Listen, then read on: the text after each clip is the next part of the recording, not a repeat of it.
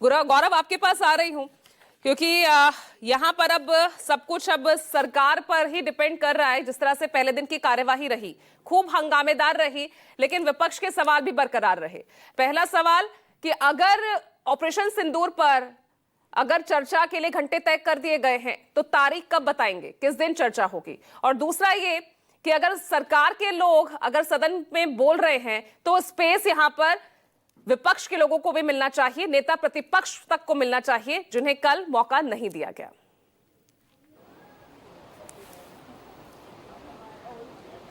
देखिए, बिल्कुल जहां तक आपका पहला सवाल है कि ऑपरेशन सिंदूर पे चर्चा के लिए वक्त तय कर दिया गया है। लोकसभा में 16 घंटे और राज्यसभा में 9 घंटे ये चर्चा होगी। जाहिर सी बात है, कल बिजनेस एडवाइजरी कमेटी की मीटिंग थी और उसमें तमाम सभी दल के लोग बैठते हैं और उसमें ये तय हुआ कि ये चर्चा होगी। चूंकि विपक्ष की ये मांग है कि प्रधानमंत्री की मौजूदगी में चर्चा हो और इसके बाद प्रधानमंत्री तमाम जो मुद्दे उठाए जाएं उस पर जवाब दे, तो विपक्ष ने लगभग विपक्ष के उस मांग को भी सरकार ने मान लिया है और इसलिए अगले हफ्ते चर्चा की तारीख सामने आएगी। क्योंकि इस हफ्ते प्रधानमंत्री विदेश की यात्रा पे दो दिन के विदेश की यात्रा पे रहेंगे। उसके बाद अगले हफ्ते वो मौजूद रहेंगे, दिल्ली में अवेलेबल रहेंगे और उस वक्त संसद में चर्चा की शुरुआत होगी। तारीख आपको ये सप्ताहांत जब होगा, यानी शुक्रवार तक तारीख आ जाएगी कि किस तारीख को इस मुद्दे पे चर्चा शुरू होगी। इसमें तमाम सत्ता पक्ष और विपक्ष, चूंकि विपक्ष के पास भी बहुत सारे सवाल हैं और सत्ता पक्ष के पास भी ये एक फेवरेट पिच है कि राष्ट्रवाद का मुद्दा हो, सेना के शौर्य का मसला हो या फिर डिफेंस के सक्सेस का मसला हो और देशभक्ति का मसला हो, तो बीजेपी के लिए ये एक फेवरेट पिच है। इस पे वो बहुत शानदार बल्लेबाजी करने की इच्छा रखते हैं और करते हैं। इसलिए चर्चा होगी, इसमें कहीं कोई दो राय नहीं है और अगले हफ्ते ये चर्चा होगी। ये तमाम विपक्ष के नेताओं को बता दिया गया है। दूसरा सवाल जो राहुल गांधी लगातार आरोप लगा रहे हैं कि कल डिफेंस मिनिस्टर को बोलने का मौका दिया गया और उन्हें बोलने का मौका नहीं दिया गया, और इस तरह के आरोप अक्सर लगभग सभी सत्र में विपक्ष के द्वारा लगाया जाता है। राहुल गांधी भी कई बार खुलकर बोल चुके हैं।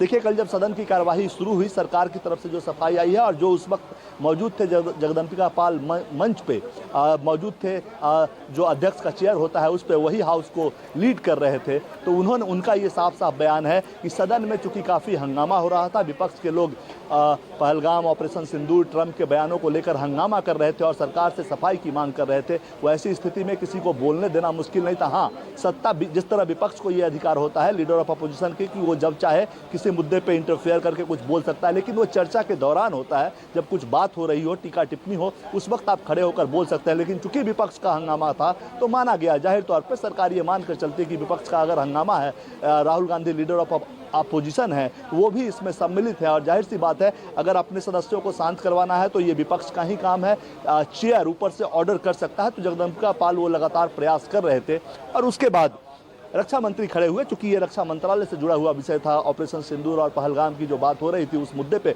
उन्होंने कहा कि सरकार चर्चा के लिए तैयार है। इतनी सी बात हुई, उसके बाद सदन की कार्यवाही हंगामे की वजह से स्थगित हो गई। तो सरकार का कहना है कि संसद नियम कानून से चलता है, लीडर ऑफ अपोजिशन को बोलने का हक है, लेकिन जब सदन में शांति व्यवस्था बहाल रहेगी तभी वो बोल पाएंगे, ऐसे नहीं बोल पाएंगे। जहां तक रक्षा मंत्री के बोलने का सवाल है, तो सरकार के मंत्री को भी ये अधिकार होता है कि अगर विपक्ष किसी चीज़ की डिमांड कर रहा हो और उस वजह से हंगामा हो, तो सरकार अपनी बात कहकर ये प्रयास करता है कि ठीक है, चूंकि बिजनेस एडवाइजरी कमेटी की मीटिंग होनी है तो ऐसे में जानकारी दे दी जाए और उसके बाद हल्ला शांत हो जाए। तो ये उस राजनाथ सिंह का बयान उस प्रयास के तहत था और सरकार का ये मानना है कि जो आरोप राहुल गांधी का है वो बेबुनियाद है। ऐसा बिल्कुल नहीं है कि उनको बोलने का मौका नहीं दिया जा सकता। नियम कानून के तहत अगर आएंगे तो उनको बोलने का मौका मिलेगा और सदन में शांति रहेगी, तभी कोई भी सदस्य बोल पाएगा। जी ठीक है। अब